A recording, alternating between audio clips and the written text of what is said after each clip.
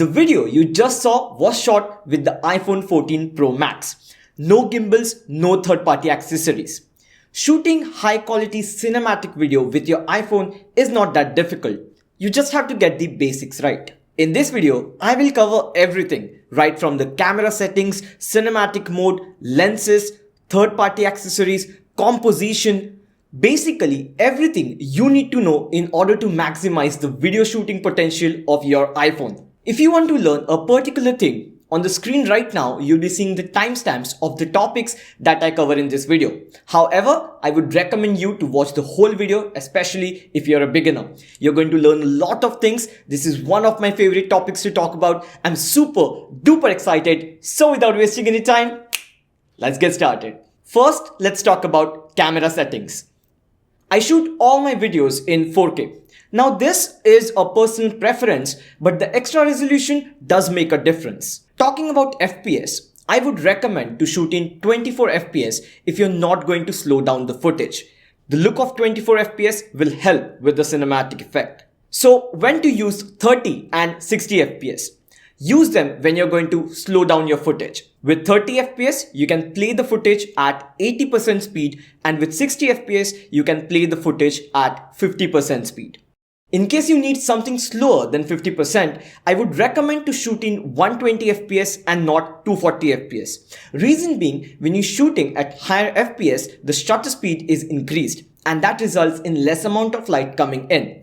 iPhone will increase the ISO to compensate for the lesser amount of light, and that will result in more noise, resulting into lower quality video. Next setting is ProRes. What is ProRes?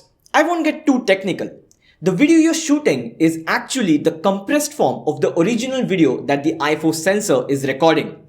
ProRes video is basically a lesser compressed video compared to the non-ProRes videos. Technically, less compression means better image quality and colors. The Iceland video, which was shot on the iPhone, was completely shot in 4K ProRes. I just bought the phone before the trip, and since it was brand new, I had the whole storage available. The one I'm using is a 512GB variant, and storage is super important when you're shooting in ProRes. If you're color grading your videos, the ProRes is a slightly better option since you have more color information. Whether to use ProRes or not depends on the project. Most of the times I don't shoot in ProRes, again because of the size restriction, but if I'm working on a specific project, I will shoot in ProRes. iPhones can also shoot HDR video, high dynamic range video. If you're not going to edit in HDR, don't shoot in HDR. The video you're seeing right now is being shot in standard dynamic range and exported in standard dynamic range. So if you're not going to edit in HDR, keep the HDR turned off. Even with HDR turned off, the videos have a really good dynamic range.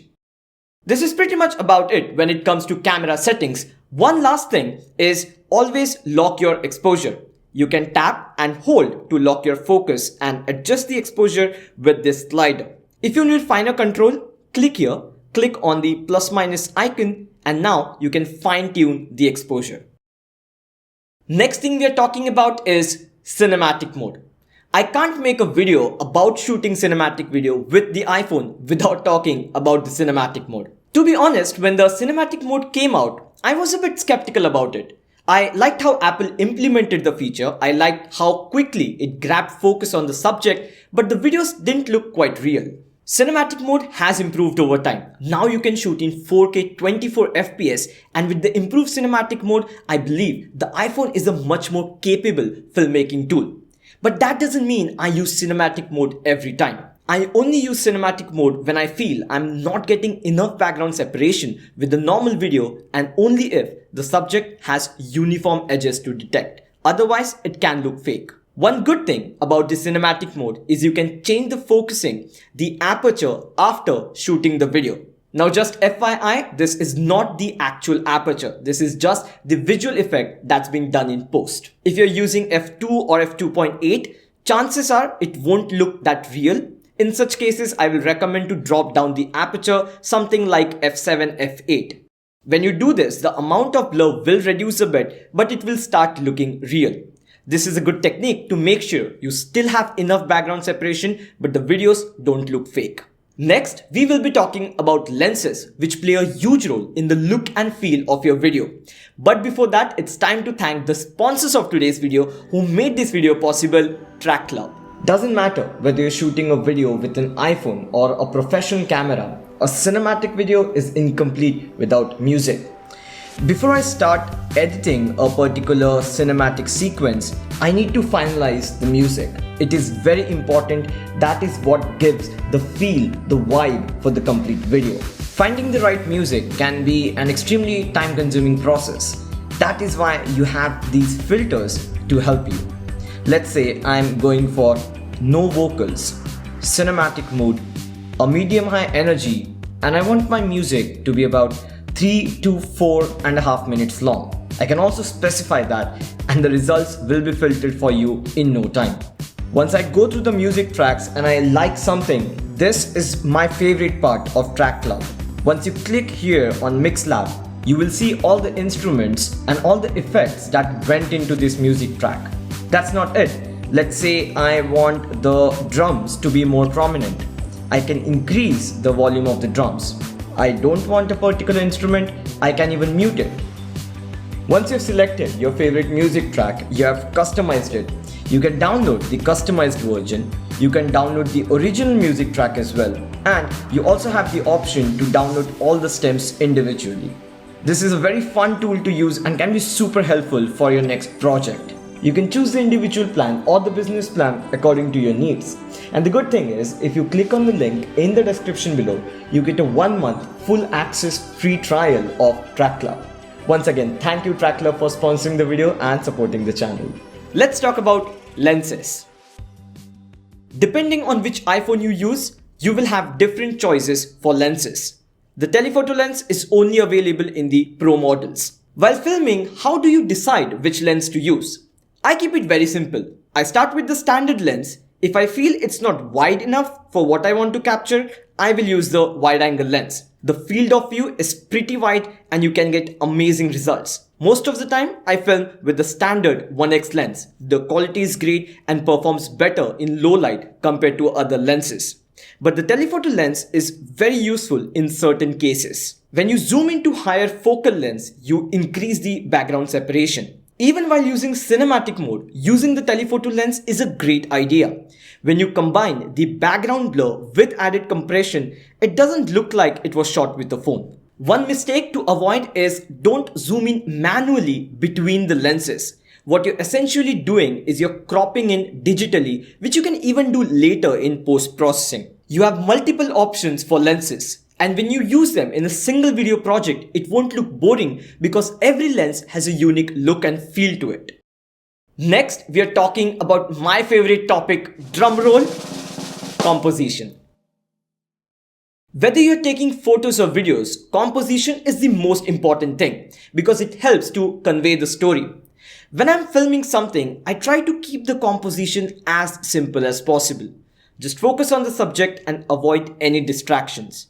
Turn on the grids, it helps visualize the composition.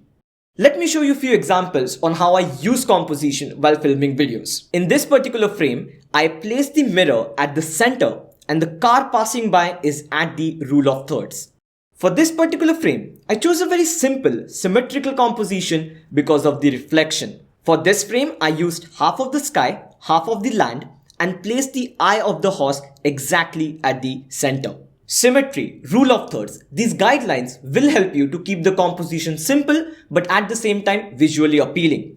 Don't be afraid to experiment with the composition but make sure you don't include any distracting elements. You can get away with distracting elements when you're filming with a traditional camera because of the depth of field. But you don't get the same level of depth of field in the iPhones, so you have to be extra careful. Next, we are talking about third-party accessories. The most popular hardware accessory for mobile filmmaking is a gimbal. Gimbals are great for getting smooth movements in your videos. For the Iceland video, I did not have a mobile gimbal with me. I shot everything handheld, but still, the videos looked quite stable because the inbuilt video stabilization in the iPhones is that good. Gimbal is not necessary, but it can definitely help you level up the production quality. I have a separate video on using the gimbals. The link will be in the description. If you're serious about filmmaking, I would also recommend to buy a good tripod. You don't have to spend a lot of money to buy a good tripod, but make sure it can hold your phone and it can handle the windy situations. Talking about third-party software, the one I would recommend is Filmic Pro.